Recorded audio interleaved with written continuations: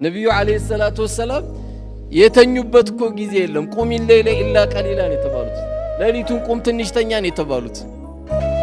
እነ ዑመር ኢብኑ አብዱል አዚዝ ዳህ እስኪጠፋ ድረስ ዓለምን መርተውታል። አንበሳና በግ አብረው እስኪኗኗሩ ድረስ መርተውታል።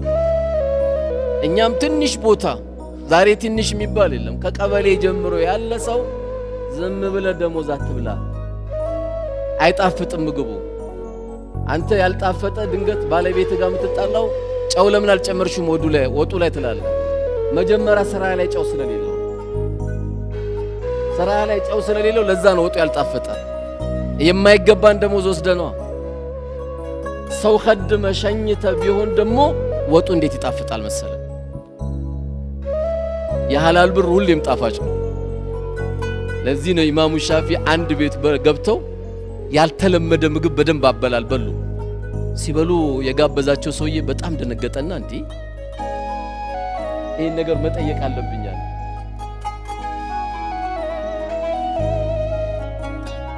ለምንድነው የዚህ አይነት አበላል የበሉት ብሎ ሲጠይቃቸው ኢማሙ ሻፊ አይ እንደው የዚህ ሰውዬ ከስብ አውቀዋለሁ፣